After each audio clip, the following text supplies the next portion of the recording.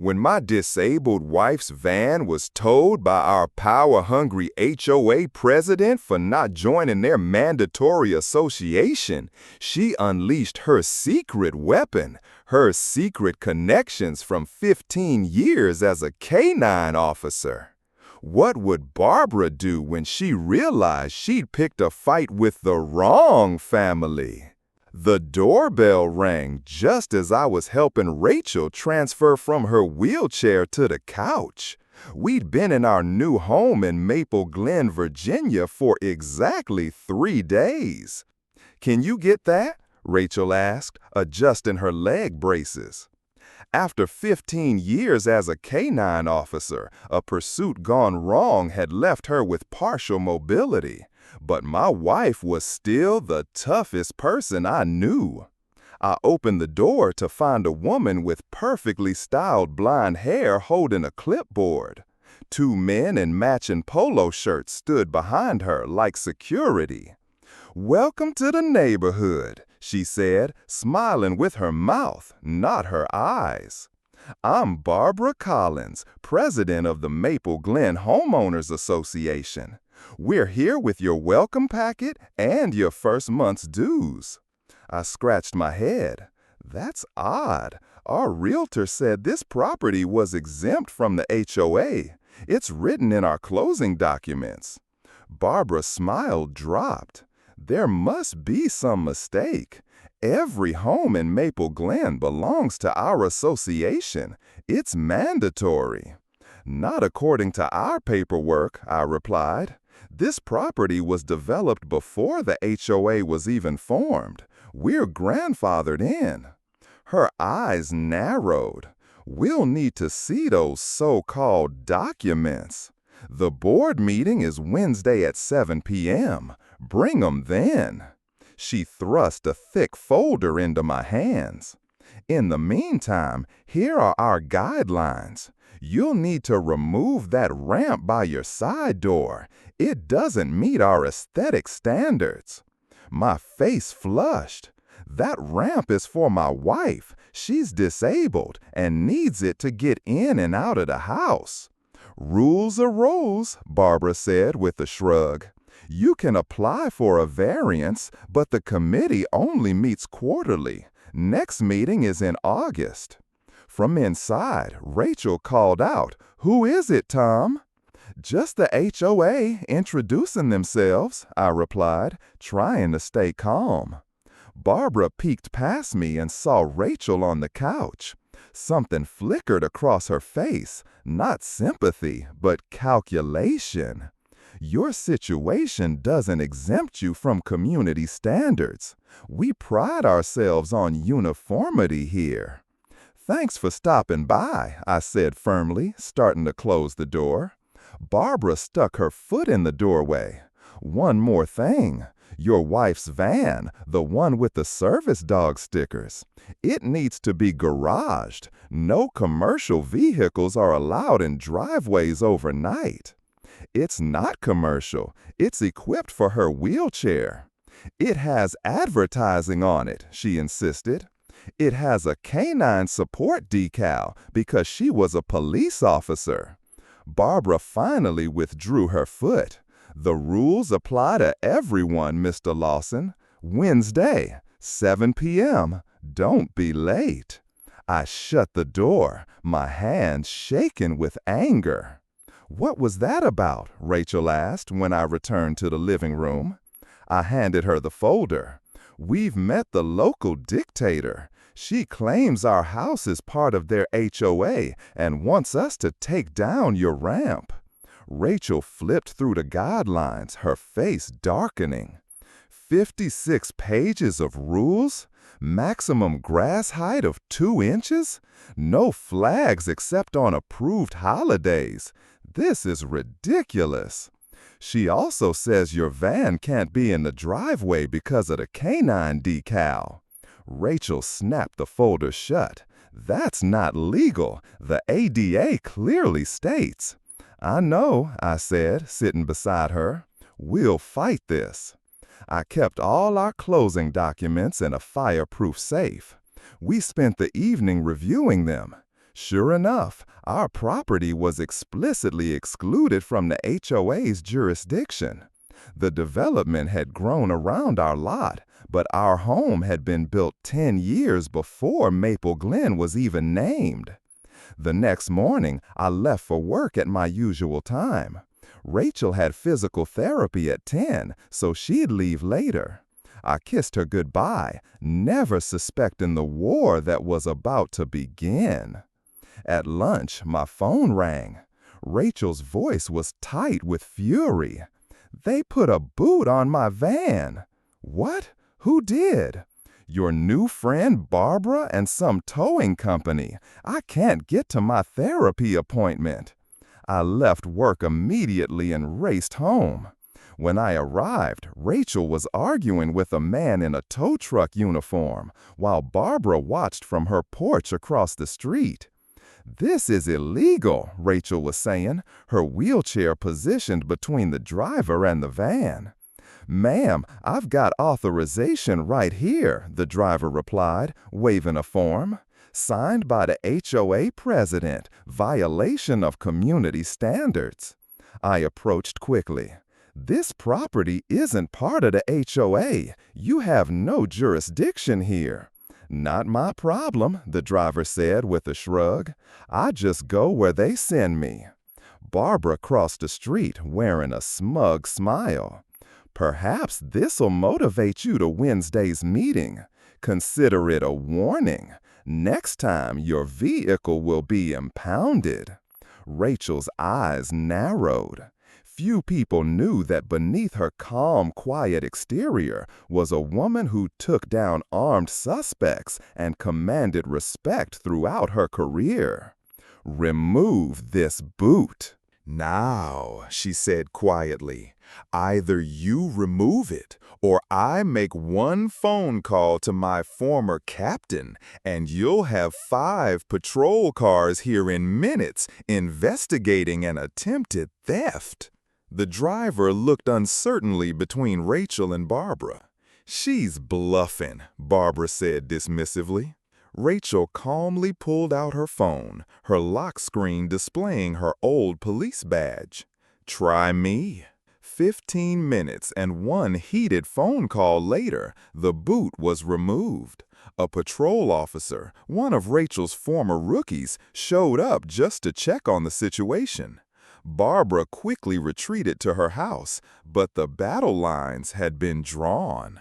That night, I installed security cameras around our property. Rachel contacted her lawyer friend who specialized in housing discrimination. We were preparing for war, though we didn't yet realize how fast things would escalate. Over the next day, Barbara rallied her forces. Neighbors began accidentally blocking our driveway. Anonymous complaints were filed with the city about our unsightly ramp. Someone even reported our sprinkler system for violating water restrictions, triggering an inspection. "They're trying to wear us down," Rachel observed, watching through the window as Barbara led a group of neighbors on a so-called property value walk that conveniently paused in front of our house. "What do they want? For us to move?" "No," Rachel said thoughtfully. "Barbara wants control, and there's something else going on here. Did you notice how fast that tow truck showed up? I'd bet anything there's a kickback arrangement." "What's our next move?" I asked. Rachel's expression hardened. "We gather evidence, build allies, and prepare for Wednesday's meeting." That evening, we started digging into Barbara Collins. Rachel's police contacts uncovered some very interesting information. 3 prior complaints about HOA overreach, all mysteriously dropped. Property records showed Barbara owned a rental property in the next county, with a sign out front for the same towing company that had booted Rachel's van. "This isn't just about us," Rachel realized. "She's built a little empire here, and we're threatening it." Wednesday arrived with an unexpected twist. I came home from work to find our driveway empty. Rachel's specially equipped van was gone. Panic surged as I called her phone. No answer. Then an unknown number rang. "Jake, it's me." Rachel's voice sounded strained. "Where are you? What happened?" "They towed my van while I was at physical therapy," she said. "I'm at Rapid Recovery Impound on Industrial Boulevard. They want $450 to release it, claiming the HOA authorized the tow for a commercial vehicle violation. I called Captain Alvarez, but he's tied up in court all afternoon. Can you come get me?" "I'm on my way," I said, already in the car. "Hang tight." As I drove, rage built inside me. This wasn't just a power play anymore. This was a direct attack on Rachel's independence and mobility. Barbara had crossed a line, and she was about to find out why that was a mistake. The impound lot was surrounded by chain-link fencing topped with barbed wire. Rachel was waiting outside in her wheelchair, her face tight with anger and humiliation. When she saw me, she tried to smile, but I could see she was holding back tears. "I've been here for 2 hours," she said, as I knelt beside her. "The manager says they won't release the van without payment, even after I explained it's a mobility vehicle." I squeezed her hand. "We'll pay it. Then we'll fight this, legally." "Did you get any paperwork?" Rachel handed me a form. It was signed by Barbara Collins, citing a commercial vehicle violation because of the K9 support decal. "She's claiming it's advertising," Rachel said flatly. Inside the office, the board attendant barely looked up. $450 to release, cash or card. Additional $50 if it stays overnight. "This vehicle is specially equipped for a disabled person," I said firmly. He shrugged. "Take it up with the HOA. I just processed the paperwork." I paid the fee, seething.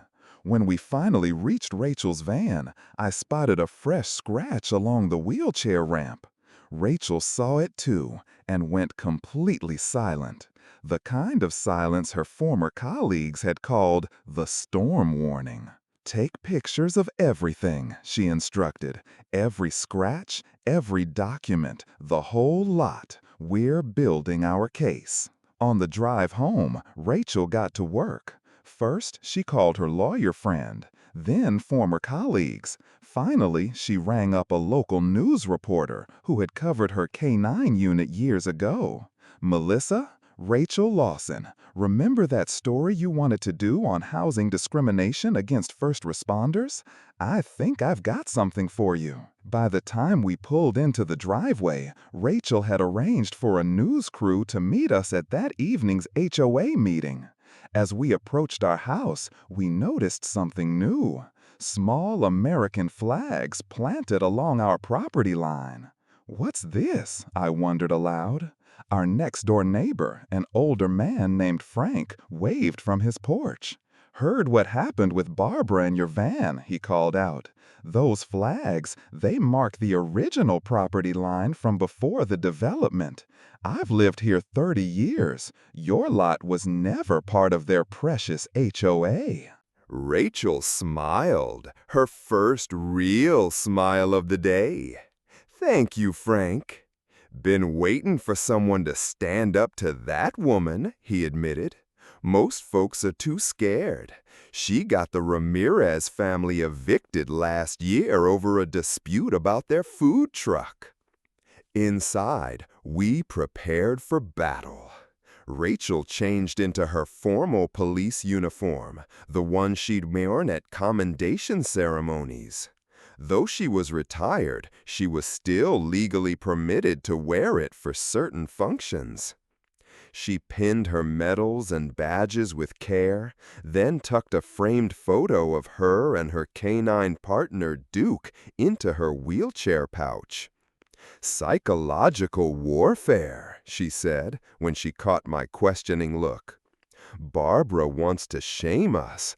I'm going to remind everyone who they're really dealing with.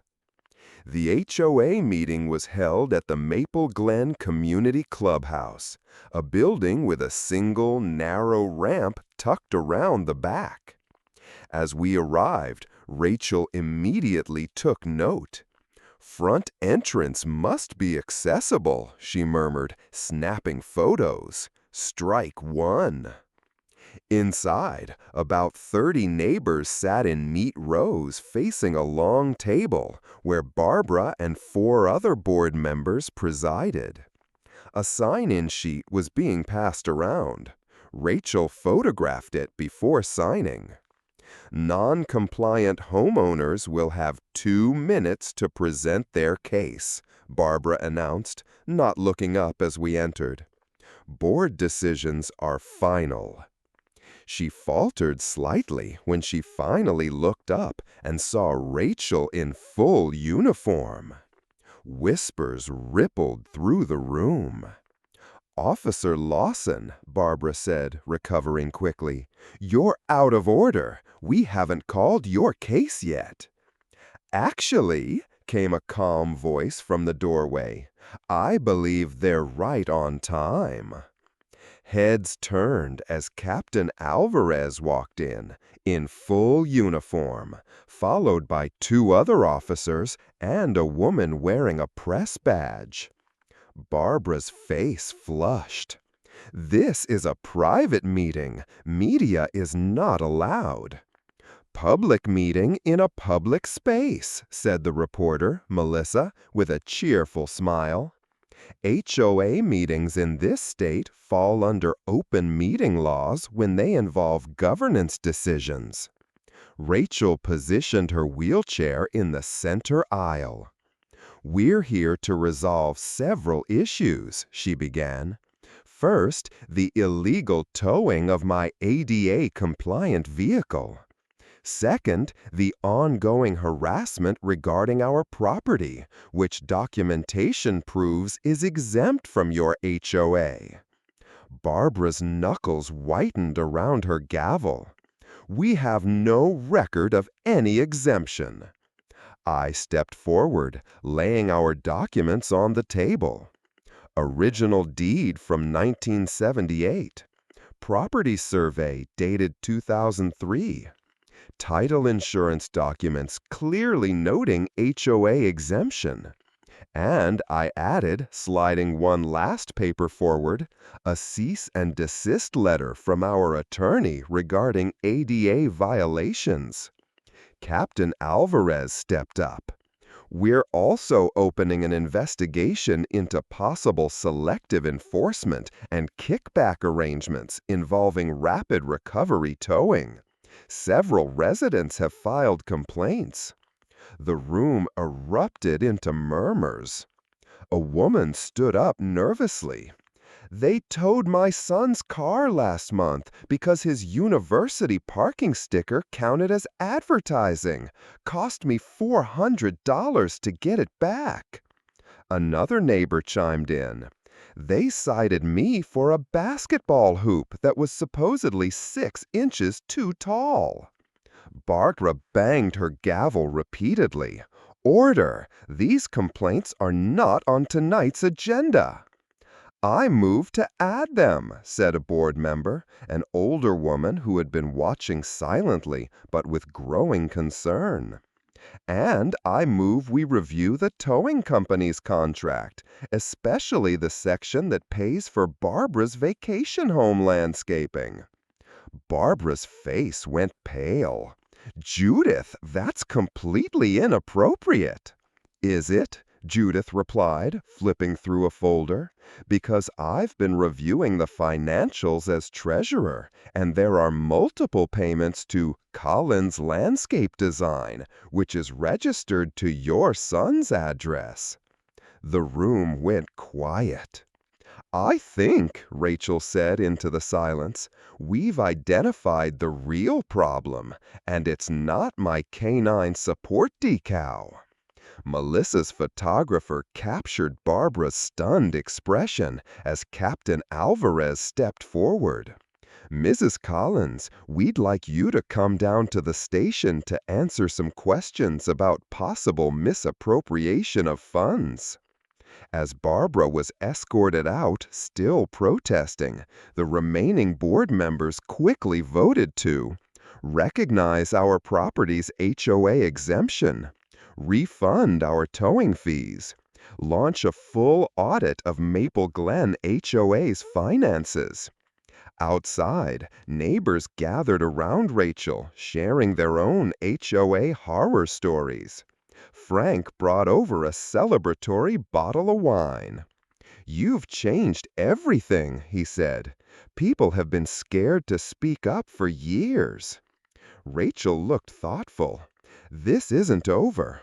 HOAs serve a purpose when run properly. The issue isn't the structure, it's the corruption."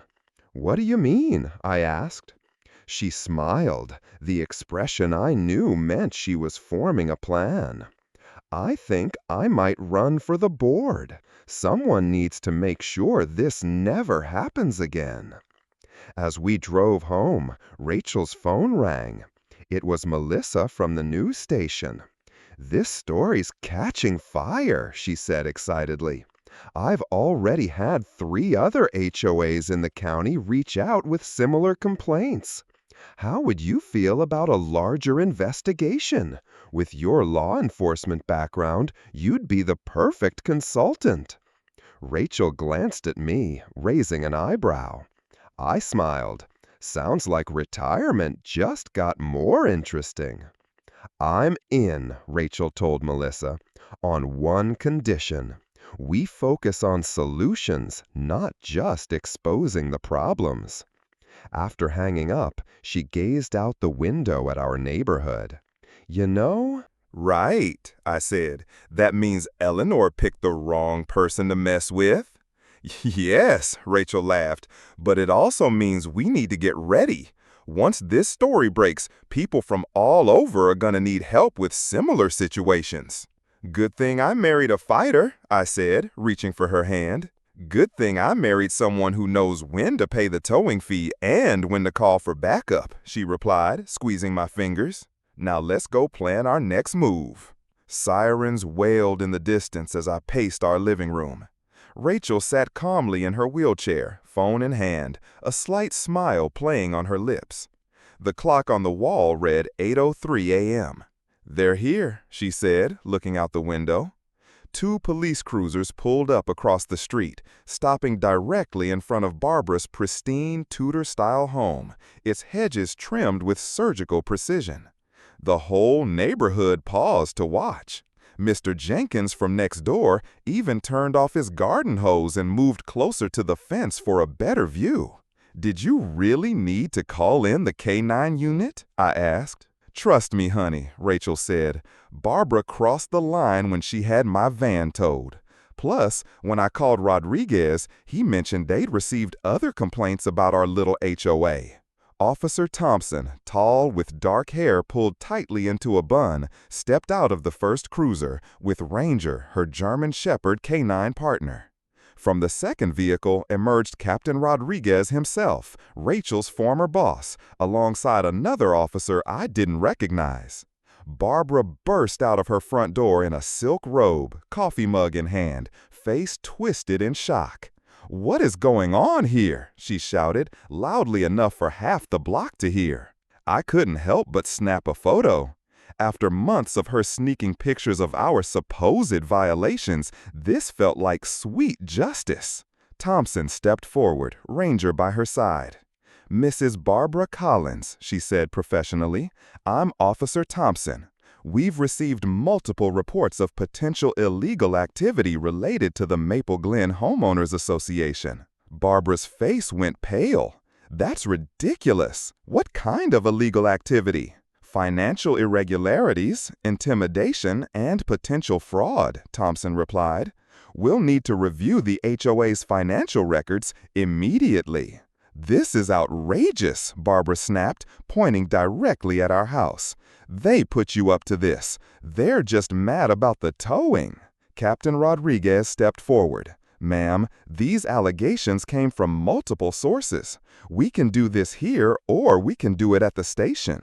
Barbara turned and glared at us. I waved. Rachel blew her a kiss. Fine, Barbara growled. Come in. But this is harassment, and I'll be filing a complaint. As the officers entered her home, neighbors gathered on their lawns. Whispers rippled through the crowd. Phones came out, recording every moment. Mrs. Patel, from 2 houses down, hurried over. What's happening? She asked, breathless from the walk. Rachel smiled. Just a few questions about HOA management.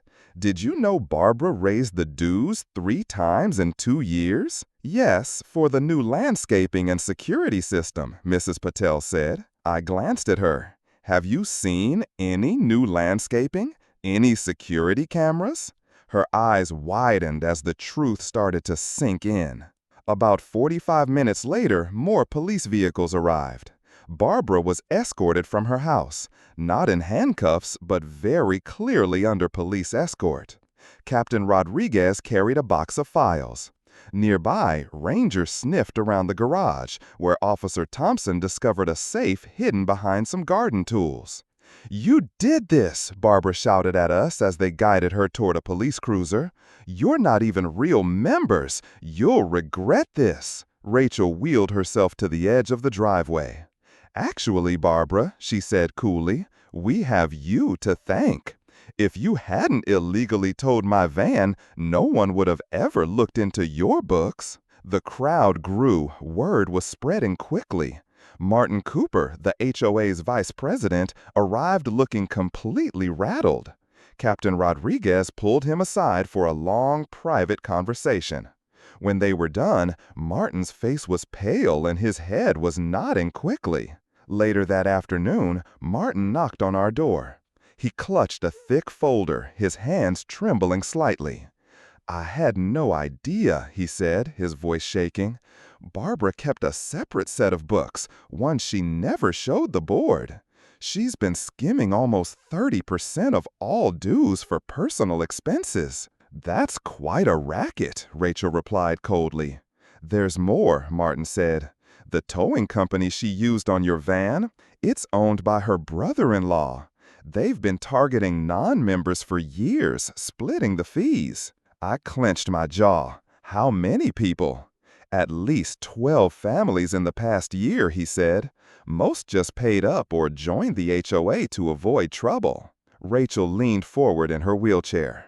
And now? Martin swallowed. The board is holding emergency elections tonight. Barbara's been removed pending the investigation. The police want statements from anyone who was targeted. We'll be there, I promised. After Martin left, Rachel rolled to her desk and opened her laptop. This isn't over yet, she said, typing furiously. What are you doing?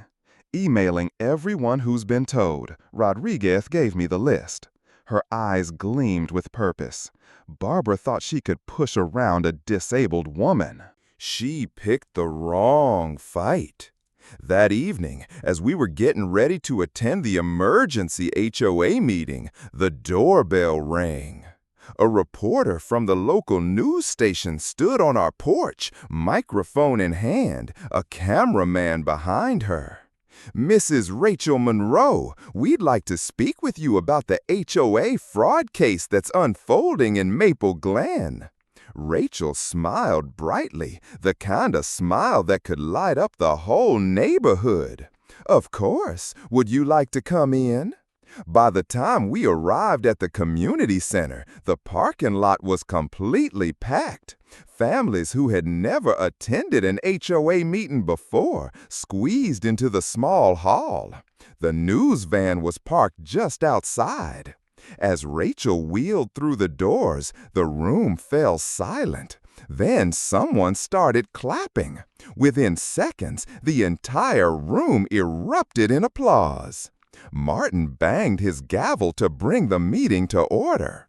First item on the agenda, a formal apology to Rachel and James Monroe and immediate reimbursement for all towing fees.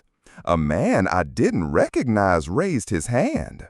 I move that we also vote to make all future HOA memberships truly voluntary, as they should be legally. Cheers erupted across the room. I glanced at Rachel, squeezing her shoulder. We exchanged a look. This was only the beginning. Rain tapped steadily against our windows as I poured Rachel a cup of tea. 3 weeks had passed since Barbara's arrest, and our lives had changed in ways we hadn't anticipated. The court date is set for next month, Rachel said, scanning an email on her tablet. The prosecutor wants me to testify about the towing. I sat back in the armchair across from her. Are you ready for that? More than ready, she replied, setting the tablet down. Did you see the notice from Martin about today's HOA meeting? I nodded. The emergency election had installed Martin as the new president, Mrs. Patel as treasurer, and Mr. Jenkins as secretary. Their first official act, making HOA membership completely optional. They want me to chair a new committee, Rachel added, a spark of excitement in her voice. What kind of committee? Accessibility and community relations. She spun her wheelchair in a small circle. Funny how they suddenly care about ramps and handrails. The doorbell rang, cutting the conversation short. I opened the door to find Mrs. Patel standing there with a large cake. For both of you, she said, handing it to me. It's the least I can do. I should have spoken up years ago about Barbara's behavior. Come in, I said. Rachel just made tea. Mrs. Patel stepped inside, taking in the surroundings with a smile. Your home is lovely, she said. So different from when the Bensons lived here. You knew the Bensons? Rachel asked, wheeling into the hallway. Oh, yes, Mrs. Patel nodded. They left after Barbara threatened to sue them over their fence height.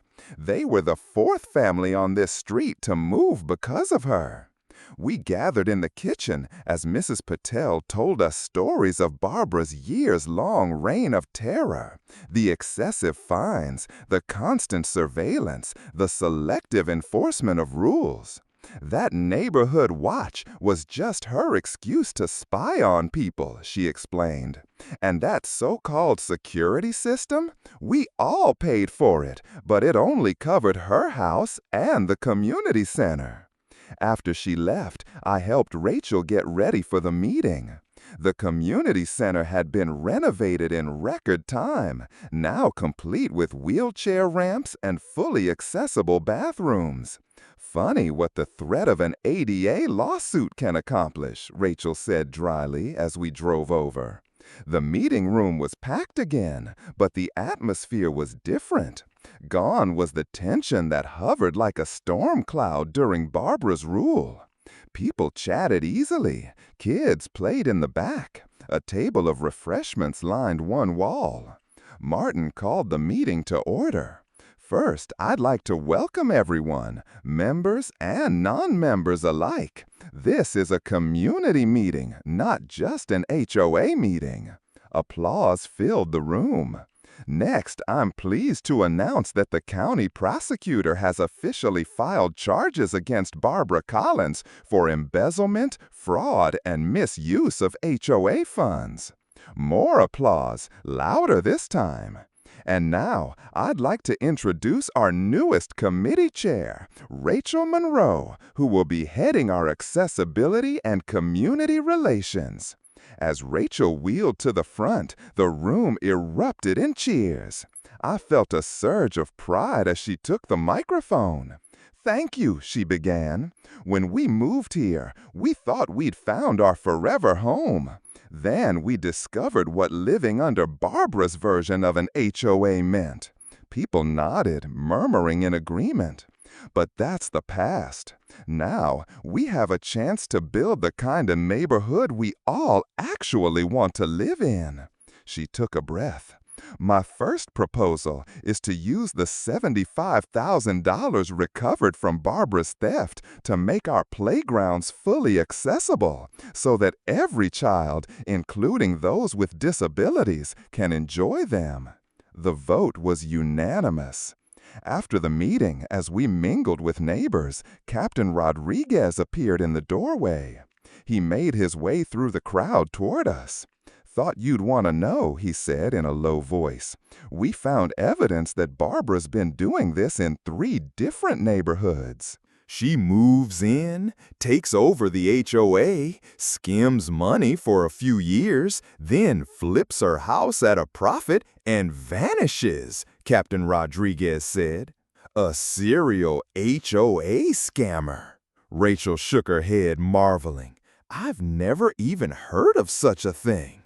Neither had we, Rodriguez admitted, but thanks to you, we're now investigating similar cases across the county. On the drive home, Rachel was unusually quiet. I reached over and gently took her hand. "What are you thinking about?" I asked. "Remember how furious I was when they towed my van?" she said softly. "How helpless I felt?" I nodded.